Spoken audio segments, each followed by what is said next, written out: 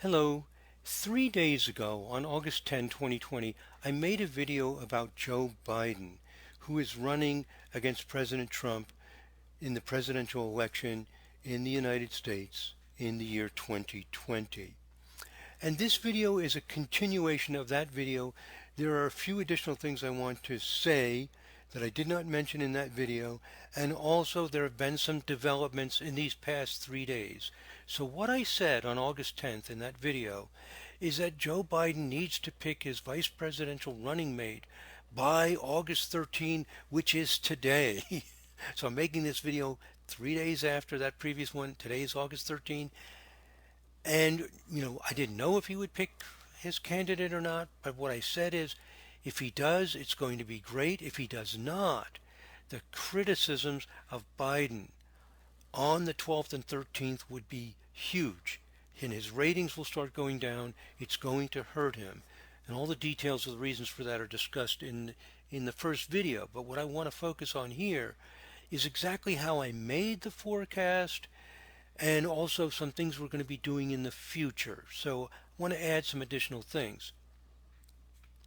So the 12th and 13th is when the last time, the 13th today, the last possibility for Biden to make an announcement without getting a lot of negativity, but he made it on the 11th. Was that too soon or was that good? I did, because several people have asked me this, and I want to make it clear that it was better that he did it on the 11th, because the criticisms of Biden would have started on the 12th and the 13th, yesterday and today. The criticisms for him not selecting his VP. What is he doing? He's been very quiet, and people are people are calling him Sleepy Joe, and Donald Trump likes to say "do nothing Democrats." And if he didn't pick his candidate by the 13th, by today, that image would get stronger and stronger and stronger, and he would get attacked for it, and it would stick, and it would get the attention of a lot of people. By picking his candidate on the 11th, he cut it off before those heavy criticisms really started. So it's perfect timing, and I mentioned that today, the 13th, has a little bit of a celebratory feeling, and we still have the effects of that, because I believe, I don't know this timing perfectly, but I believe he selected Kamala Harris, announced it on the 11th. I believe she gave her first speech yesterday, the 12th. We're still, some people watch that live, but some people are watching, recordings of it. The polls have started in response to it. It's still fresh and new, and the word is getting out that the VP candidate has been selected. The timing is really perfect. What does this mean in a practical sense? It means that Joe Biden's chances of becoming the next president of the United States have just gone up. They've gone up significantly, maybe 5%, 10%, 15% more likely. And a lot of people are saying this will be a close election. That's a big difference, just by selecting the VP at the right time. Now, I'm going to make another video after this one, probably make it in about 2 days or 3 days, about Kamala Harris, because we do have an accurate birth time for her. And I'll talk about, what she's all about and how she's going to affect the probability of winning the election.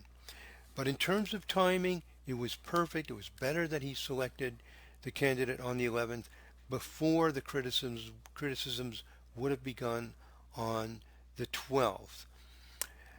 And also, I had said that, this would be the great time for him to pick the VP. And this morning, I Googled around a little bit to see if there was any response to Kamala Harris being selected. How are people feeling about this? Both the supporters and the opponents. And a poll was done by ABC News, and it's just, one poll. It's not going to be perfectly accurate. I don't know how carefully it was done, but it is a professional polling group. And right now, Donald Trump has very negative uh, polling, very negative opinions relative to his much higher ratings earlier on in his presidency. And what this graph is showing is unfavorable versus favorable. So there were 23% more unfavorable opinions for Trump as opposed to favorable. Mike Pence, also not so good, but not as bad as Trump, at 14% more unfavorable. And Biden is not particularly uh, popular either. He has negative ratings, slightly negative at 3, and Kamala Harris coming out slightly positive. Now, there's going to be a pretty good amount of error. I didn't look to see what the confidence intervals are for this polling, uh, but as a rough sort of guess as to what's going on, this feels right. The response to Harris overall has been fairly positive. In her first announcements and speeches and so on. This, because the timing is right, this is what we expected. Okay. All right. So now what I want to do is I want to show you more precisely what the graph is that I showed. I'm going to show it to you again, a slight variation of it. And I want to explain more clearly what the graph is and what it's telling us, and also some developments that will happen in the future as we take these ideas to the next level. So let's get a better understanding of what exactly the graph is that I showed that we use to make these kinds of predictions. So what we do is we go to forecast. Now, before I click on forecast, notice I've got the chart of Kamala Harris here, but that doesn't matter. I was just looking at her chart because the next tutorial video I'm going to make is going to be about her. But I'm going to go to forecast and select electional and mundane. Electional and mundane has nothing to do with the individual chart of anybody. And in parentheses it says transit to transit. It means a transiting planet to another transiting planet. It means just what's in the sky, not related to anybody's chart. And these mundane forecasts, they really work in my personal experience. And what they tell us is what affects a large group of people. So if there's something going on that's going to affect most of Europe, or most of Africa, or China, or India, or the United States, any fairly large number of people will be influenced by what's going on in the sky.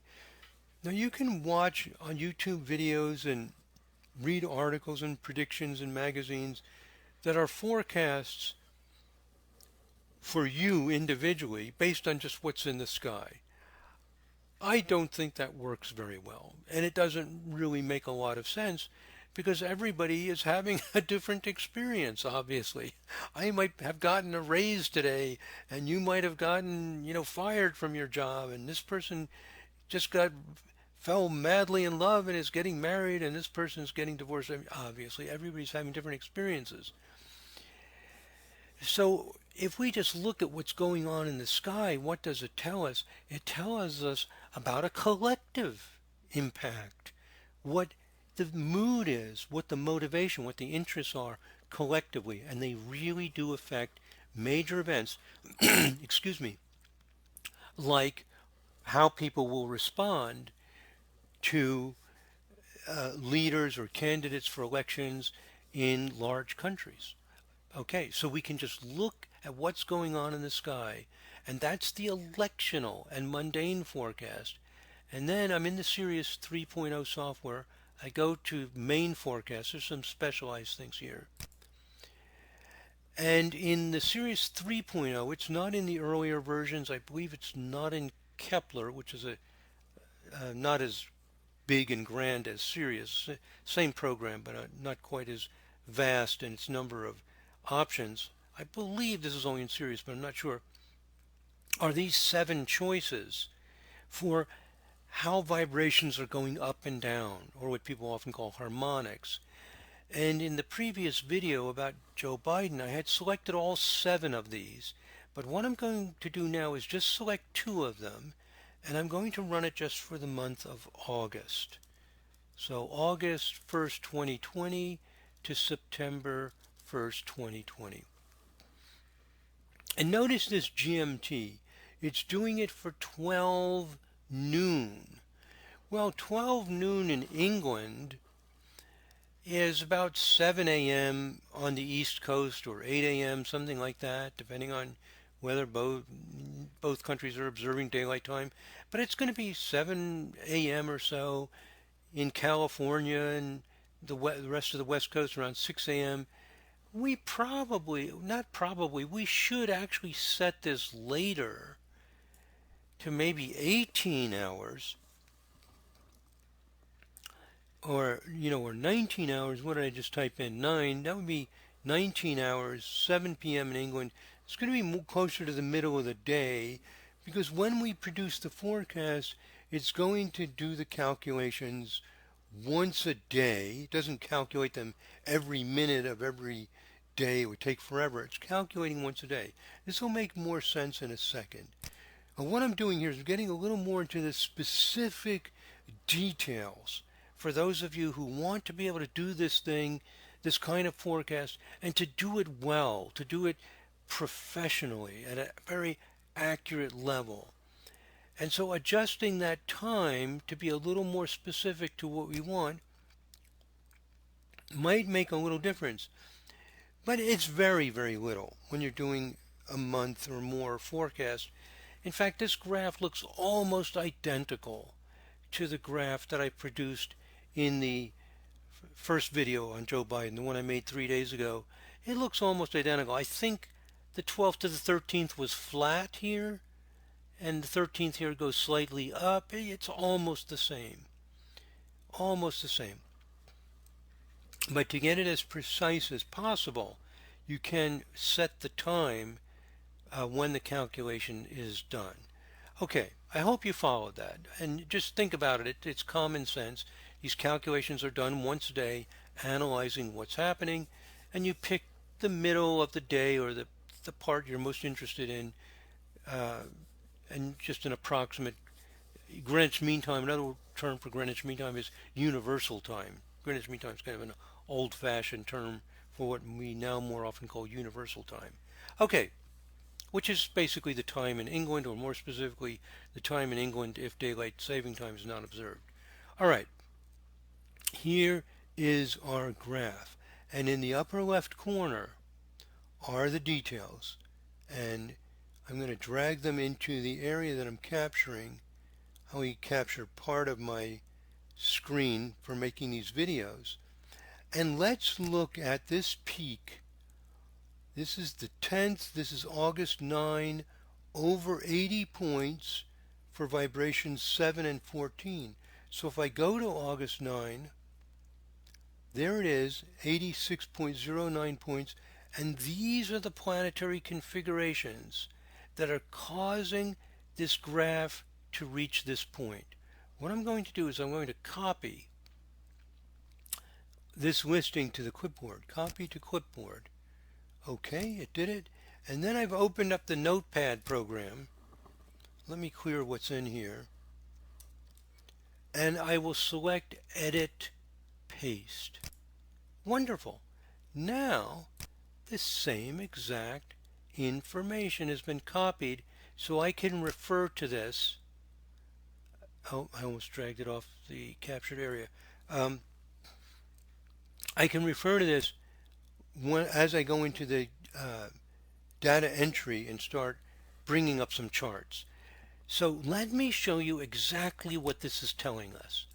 So in this video, I want to give you an idea of the details of the astrology, so you understand it and you can make these kind of forecasts, because this vibrational astrology is amazing. It's really incredible. If you've been watching the videos and the research we've done, it's amazing. So, if you want to be able to work with this, or just understand it really well, let's get into a little more detail of what we're talking about. So what I'm going to do is I'm going to return to previous menu, and I'm just going to go to File, Add New Chart, and let's do a chart for August 9. Um, let's just call it, well, I'll just call it August 9, whatever. And so August 9, year 2020, and let's do it for around 12 noon in Chicago. Just large cities, not on either the East Coast or West Coast, but sort of a little bit of a compromise. Maybe I should use Denver, maybe that's more in the middle of the country. It doesn't really matter. But we'll do a chart for 12 noon. I could do it later in the day in Chicago. It doesn't matter that much, the exact time, because the planets move um, not that rapidly. So we've got August 9 here, and let me show you this. I'm going to right click on this wheel. We're in the Sirius 3.0 software. This is how we customize things. I right click, it brings up this window where I can change the wheel style, or I can go to customize. I click on customize, and I go to this aspects tab, and I'm going to select here septiles, large orbs. Look at all of those septiles. Wow. All of these purple lines are septiles. And I'm going to save this. Save. Okay. There it is. This is why the 7 vibration is strong on August 9. Because Saturn, Uranus, and Venus are all connected in a triangle. And a triangle meaning 3 planets are connected. And what this forecast does is it looks for 3 planets connected in a vibration. Because according to vibrational astrology, just having 2 planets just sets kind of, like a quality. But when you get 3 planets, it creates a theme, like a circuit. It's like a wiring diagram where the energy can flow through. I'm not saying it is energy flowing through. I'm just giving you an analogy that really relates to how we interpret these things. 3 planets is the big deal. Now I can go to time adjust, and let me go back one day. I'm going to select one day and go earlier. Click this left arrow. It's still there. I'm on August 8th. Venus, Saturn, Uranus. That Venus-Neptune line disappeared. Let me go back another day, and now we have another little triangle that was forming. But let me see here. Let me go back forward to the 8th, 9th. Actually, this triangle is there. It's 3 slow planets. Saturn, Uranus, and Neptune are in septile aspects. And because they're slow moving, they're staying there. And we see that Venus on August 9 connects with the Saturn and Uranus. I'll go back to August 8. It's still there. August 7, Venus is no longer involved. Let me go back forward. August 8, August 9. Let's go forward a day, August 10. And the pattern is still pretty much there. The 11th, it's getting weak. By the 12th, it's all disappeared. The long-lasting Saturn, Uranus, Neptune is there. And the thickness of the lines tells you how strong it is. So what I'm saying, let me go back, let me just cancel out, is that on August 9, we have Venus, Saturn, Uranus, very tightly all in septiles. Septile means 1/7 of a circle. Venus, Uranus is 1/7, Venus, Saturn is 3/7. I can tell just because it's a long line, going almost halfway across the chart wheel. So this is 1/7, 2/7, 3/7. That's it. Those 3 planets are going to create strong 7 vibration. And when we look at this information, it's telling us there's the Saturn, Venus, Uranus, and Saturn, Venus, Neptune.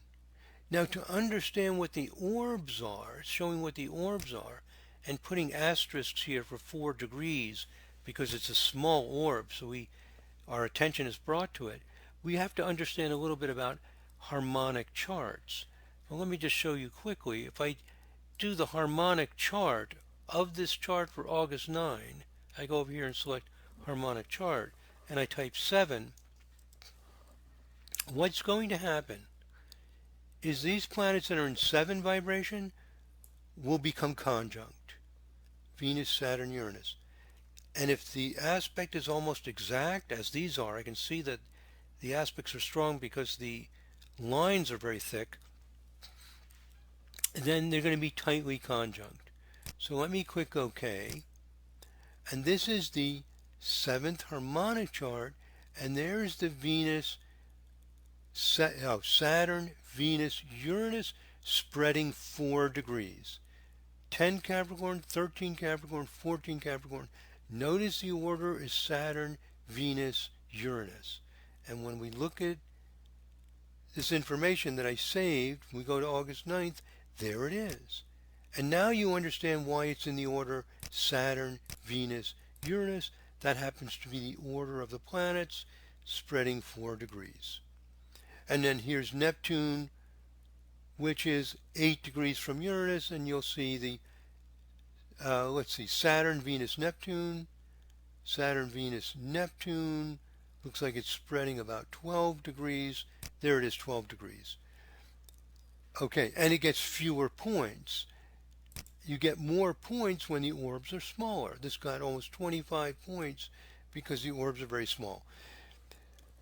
So it makes sense, doesn't it? What this is doing, this forecast, is it's finding if 3 planets are connected in a vibration. Because when 3 planets are connected in a vibration, it sets that as, it's almost like a melody, like a music of the spheres. It creates a theme in our lives.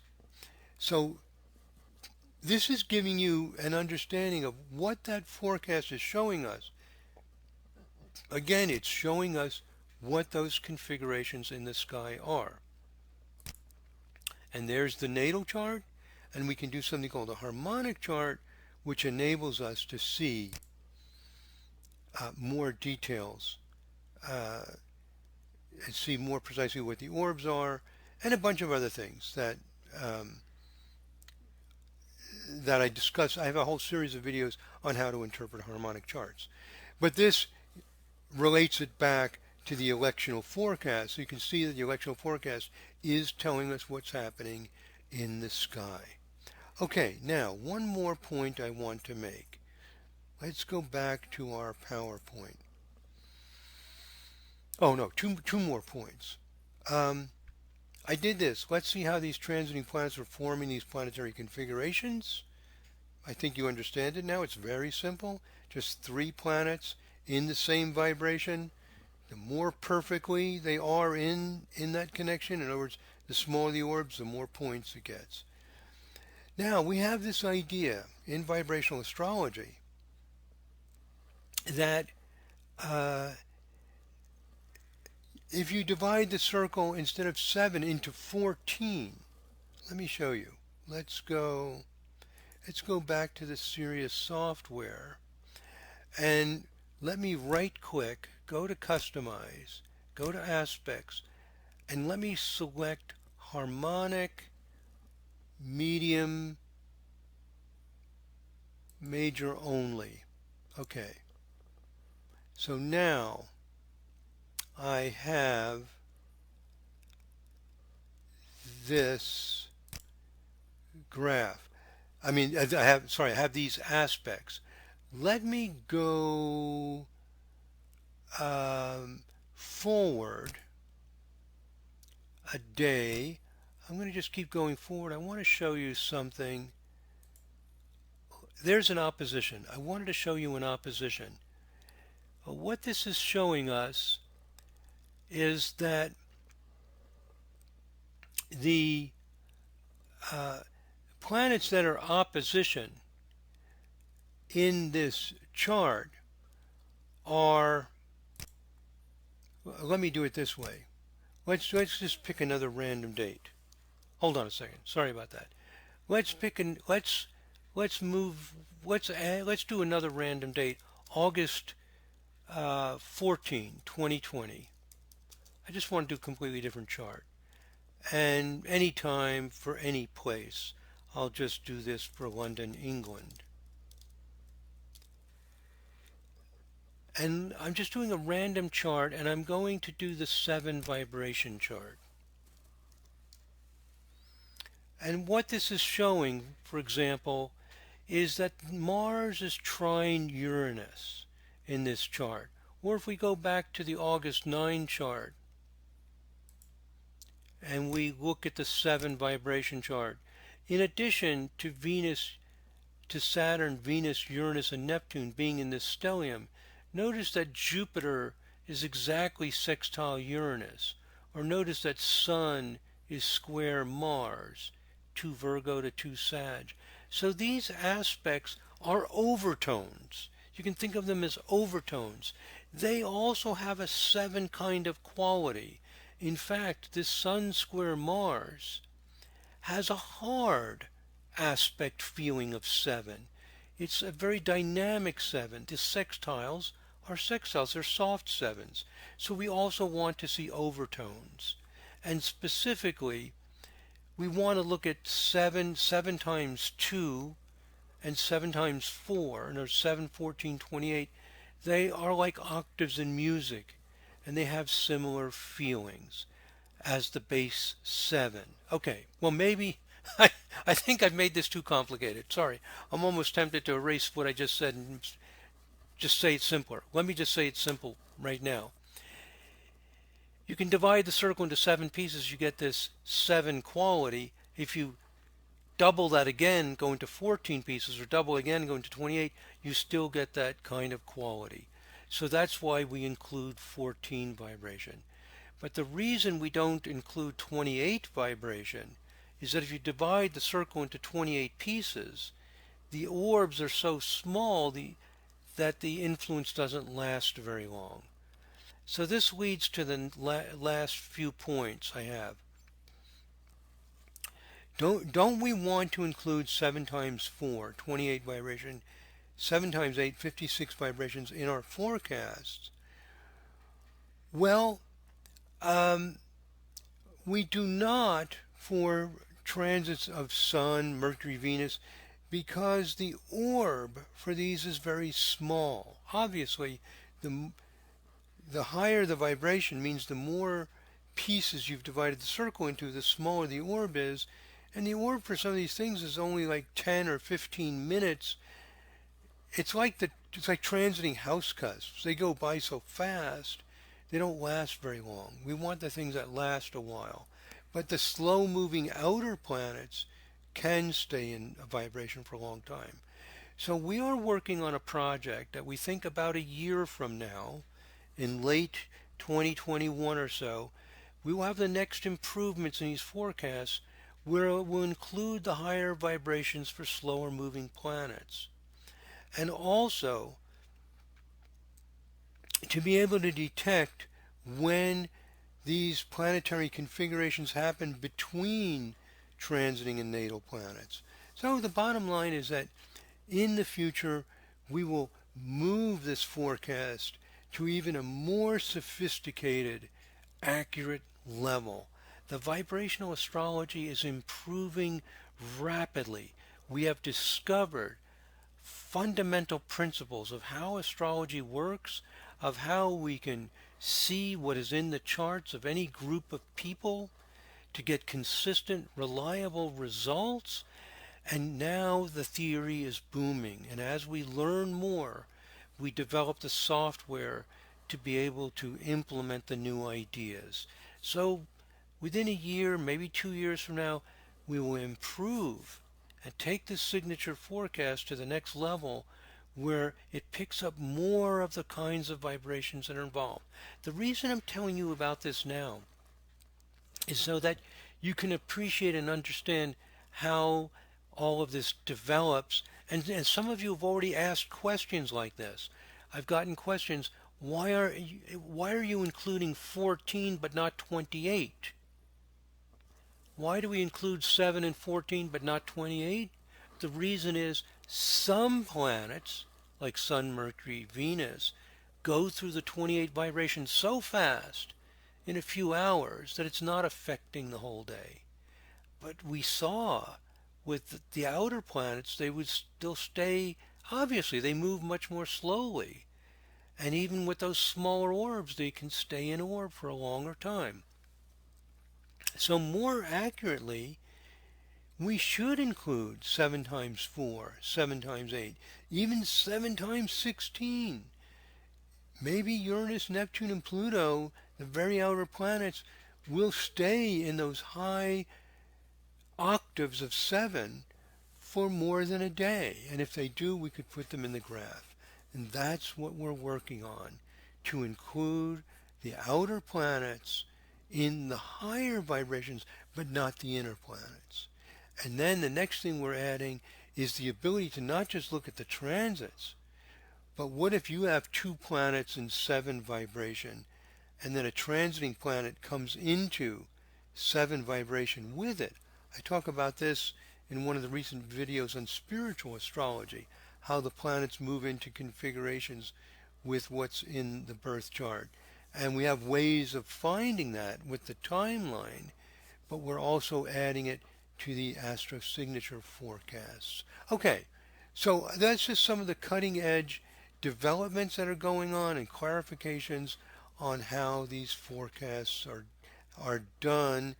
I'm a little bit concerned that maybe I introduced too much information and didn't boil it down as simple as possible. So let me just say this one more time and hope I'm not too redundant.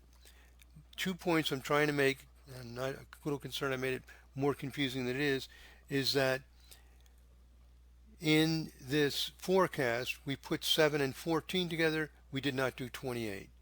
We put 13, but we did not do 26. Why? Because when you get above about 16th harmonic, the orbs are getting so small, the inner planets only stay in that vibration for less than a day. And we want it to last at least a day for a monthly or 5 months or a year. If you're doing more than a few weeks, it's nice to have that.